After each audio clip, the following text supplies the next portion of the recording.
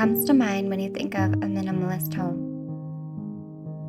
A well-curated design aesthetic with a neutral monochromatic color scheme throughout, simple, clean-lined furniture pieces, clutter-free surfaces with only essential items on display.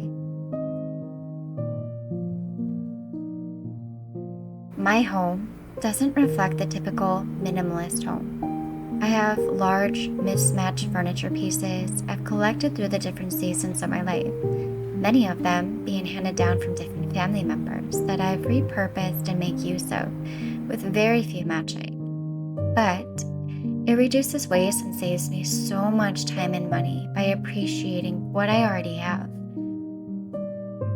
I love home decor items that have a peaceful, grounding feel with a lot of earthy tones and textures that incorporate the feeling of nature throughout the home. It's not uncommon for my countertops and tables to be adorned with vision boards, journals, interior design books, and paint swatches as I explore different design possibilities for my home. I appreciate the unique elements from various interior styles, the warmth and character of farmhouse, the relaxed bohemian textures, the raw appeal of industrial, and the intentional simplicity of minimalism. Each style offers something special that can be incorporated thoughtfully, allowing me to create a space that truly reflects my personality, rather than adhering strictly to one aesthetic.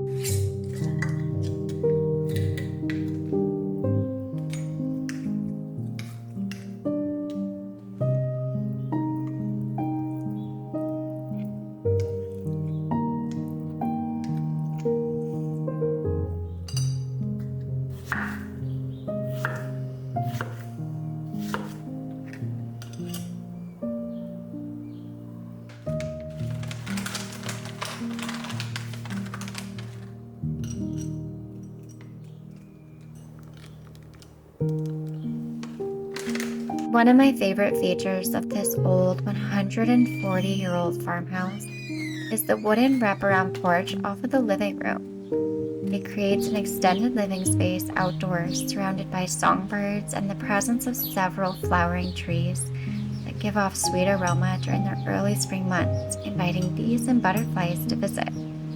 The very style of our home is far from minimalist. But does this mean we can't have a minimalist home if it doesn't follow certain rules? Or is minimalism something much deeper than just a rule book or a design style?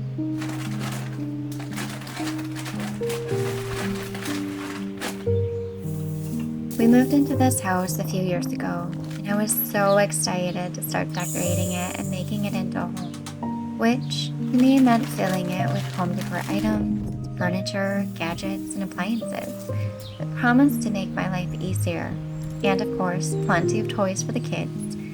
But I quickly started feeling overwhelmed, trying to manage everything our family of four had accumulated.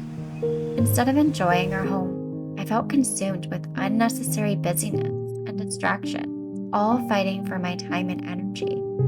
It was exhausting, and home started feeling like a burden instead of the cozy, safe space that I had idealized.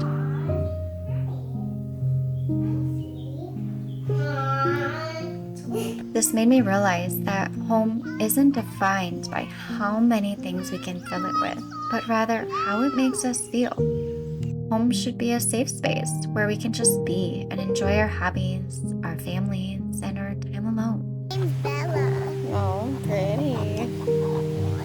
I had to ask myself, do I have things I love and value in my home? Do they serve any kind of purpose? Are there things getting in my way, causing distractions, physical and mental fatigue? All these questions led me down the rabbit hole of creating a more minimalist home, simply because I was exhausted trying to manage all the stuff I had accumulated over the years.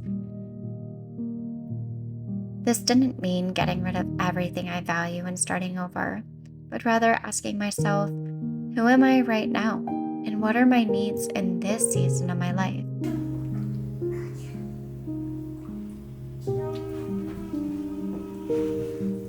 This was a hard question to answer because the lines had become blurred between my current life, my dream life, and my past life. Making this distinction wasn't easy at first, but I knew it was necessary for me to find this clarity, to honor this season of my life and start enjoying my home and family again. I've learned our home should be a reflection of who we are, what we value, a place where we feel safe and free to be our authentic selves right now. A place for our families to grow, thrive, and create lasting memories. We should have the color palettes we love, decor pieces that make us feel happy and spark joy when we see them, soft, comfy furniture that invites us in and allows for life to happen.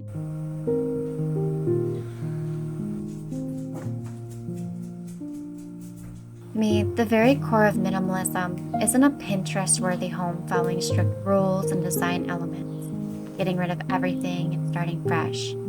It's about creating a space that feels authentic to who I am, focusing on my own values and needs, utilizing what I already have and taking good care of my belongings so they last. What I see as valuable may look like clutter to you, and that's okay, because we are all unique and we need to focus on creating a deeper understanding of who we are and what we want with our own lives. No one else can define this for us, nor should we ever get rid of things we love and need or choose a style that doesn't feel true to who we are.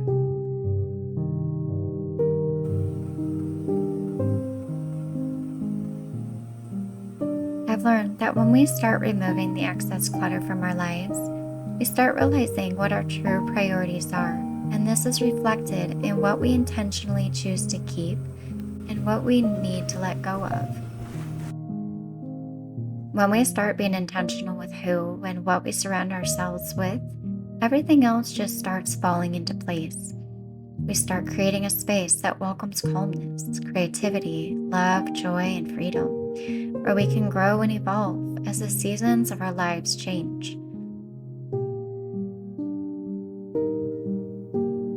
A minimalist home will forever be a work in progress, as we are. It will change as we do. And it's up to us to reflect and be honest with who we are right now and what we truly need in our lives.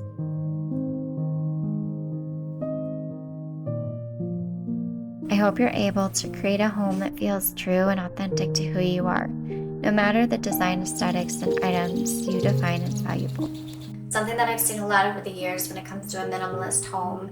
Some people, a minimalist home is an aesthetic. It's following a certain style and color palette. Other people, it's more so about setting really strict boundaries for themselves and how much stuff they're allowed to have in their home. For me, these have never been the case. I use minimalism very loosely in a way that helps me just get rid of everything that is not serving a purpose, whether it be a functional purpose or a joy purpose, and remove it from my life so that way I have more time and energy for the things that I truly value. For me, it's never really been about an aesthetic. While I do like a lot of natural color palettes and textures, I don't really have any kind of boards or inspiration of what my home has to look like based on what Pinterest says for the aesthetics of a minimalist home.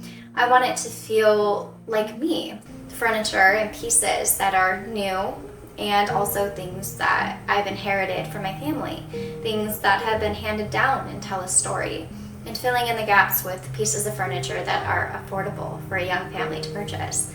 I'm very grateful that we have so many amazing furniture options that accommodate lots of different income brackets, and we can all have things in our home that are functional and bring us joy to have. And I think for me, this minimalistic home journey is all about understanding myself better and allowing myself to move on from different pieces of my life that are no longer serving me. Thank you so much for taking the time to watch today's video. I truly appreciate all of your support. If you liked it, please be sure to give it a big thumbs up. It really helps my channel out tremendously. And also consider subscribing for more videos on slow living, minimalism, and decluttering. But I hope you all have a great rest of your week and take care until my next video. Bye, you guys.